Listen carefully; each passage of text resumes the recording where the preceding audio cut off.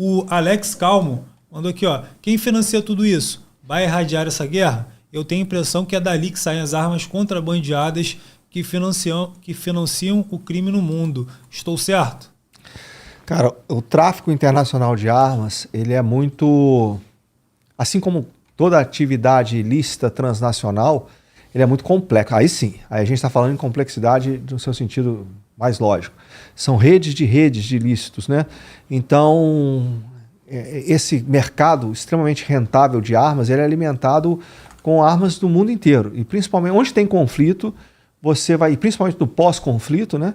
Você vai ter... Tanto é que uma dos grandes avanços desse mercado foi com o fim do Império Soviético.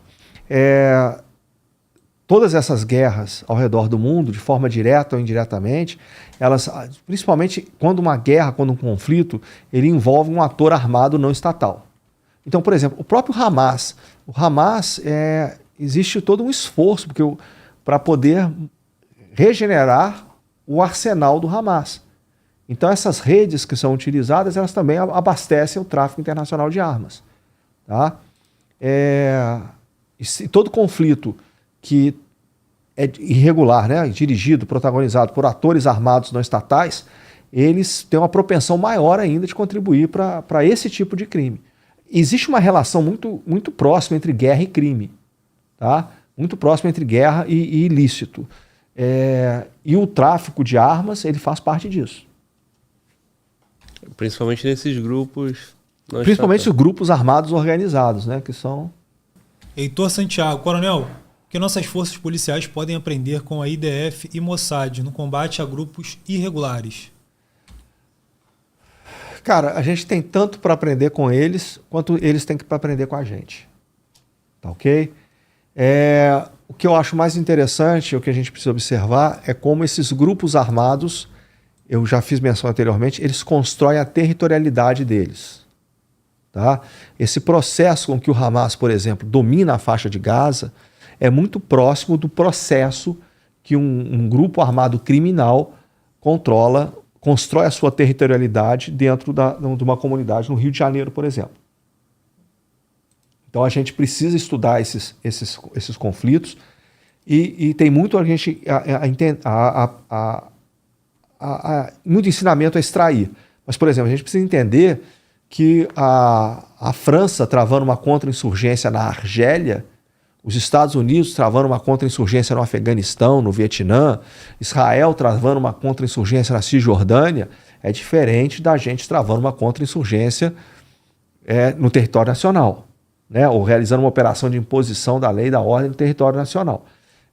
Tem que ler David Galula lá, francês, tem que ler o David Kikule, tem que ler tudo isso. Mas a gente tem que saber contextualizar com as nossas idiosincrasias, traduzir para a nossa realidade. O Diego Pereira mandou outro superchat, Vizacro. A crise atual, econômica, extremamente financeirizada, não seria a razão para a crise de lideranças? Não, eu acho que existem vários motivos para essa crise de liderança. Uma delas é que nós adotamos modelos de liderança da sociedade industrial, mas vivemos num mundo pós-industrial. Então, os nossos modelos de liderança estão defasados. O segundo é a forma com que nós estamos conferindo autoridade e entregando o poder, qual o critério de ascensão dos líderes, vamos colocar assim. Tá?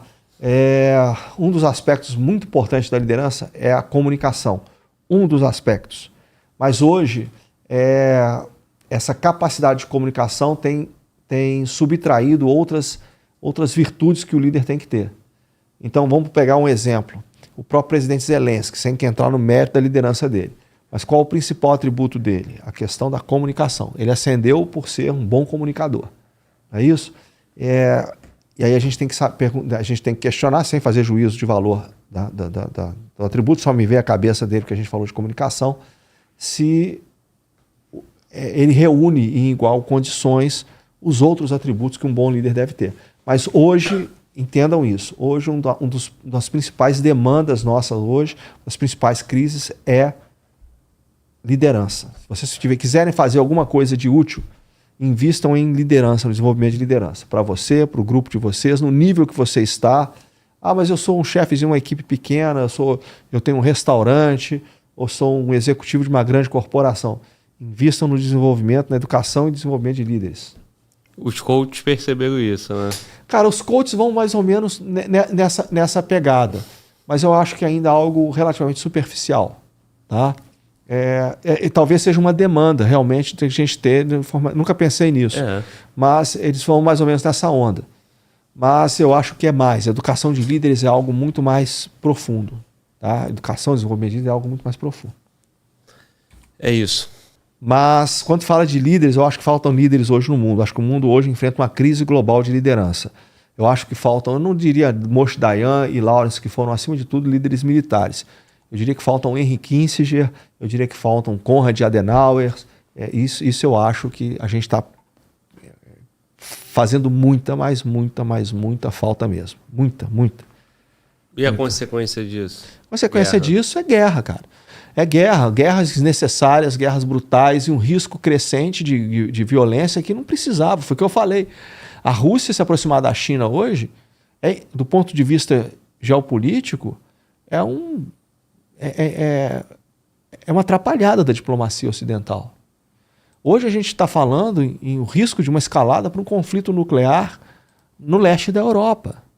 Hoje a gente está falando de uma escalada de violência no Oriente Médio. Então, essa carência de líderes, o resultado prático delas é esse caos. E assim, a gente está vivendo num mundo em que agir, eu vou citar Peter Drucker aqui, o maior perigo em tempos turbulentos não é a turbulência em si, mas é agir com a lógica do passado. Foi por isso que eu fiz aquela advertência aqui. É muito perigoso quando a gente fala em Guerra Fria 2.0. Porque a gente vai usar a lógica da Guerra Fria no mundo de hoje, essa lógica está sendo extremamente perigosa. Então estão faltando líderes e as consequências disso são as piores possíveis. Falta líder no mundo inteiro. No mundo, em qualquer campo da atividade humana. Vamos para o Brasil hoje. A carência de líderes que o Brasil tem em todos os campos de atividade. E não vou entrar nisso aí porque a gente entraria na política, etc., mas é um problema muito sério. Sim. E tu falou em erro da diplomacia ocidental, isso aí passa muito pelos Estados Unidos, né? E tem uma crítica muito grande em cima do Biden, né? Mas é a diplomacia ocidental como um todo. Não é só o Biden. A gente está falando desde o final da Guerra Fria para cá, começando com o Clinton, a gente tem que botar todo mundo isso aí no balaio de gato. Entendeu? A diplomacia ocidental como um todo. É lógico que da administração Trump é diferente da administração Obama, mas de uma maneira geral, vamos falar assim no seu sentido macro, não numa administração específica com outra. Por exemplo, o Biden pagou o preço da saída de tropas do Afeganistão, aquela saída vexatória. Mas já iniciou no Trump. Mas a decisão de sair ali foi no Trump. O Trump já tinha encerrado a guerra do Afeganistão e já estava tirando tropa. Só que aquela, como eu disse, aquela saída vexatória entrou na conta do Biden.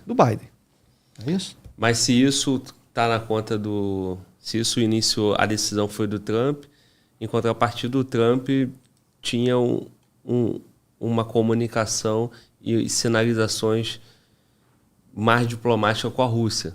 Talvez evitaria essa aproximação com a China. Exato. Enfim. E até evitaria, de repente, a própria guerra na Ucrânia. Mas, por exemplo, antes mesmo da administração do Trump, lá atrás a Rússia começou falando. Isso tudo começa com a expansão da OTAN. A expansão da OTAN começa lá atrás, entendeu? Depois com o fim da Guerra Fria, o avanço da OTAN para o leste europeu, foi aquilo que a gente conversou no outro podcast, foi um processo, né?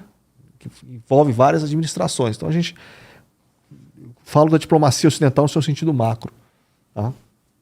Não numa administração específica ou outra. Perfeito.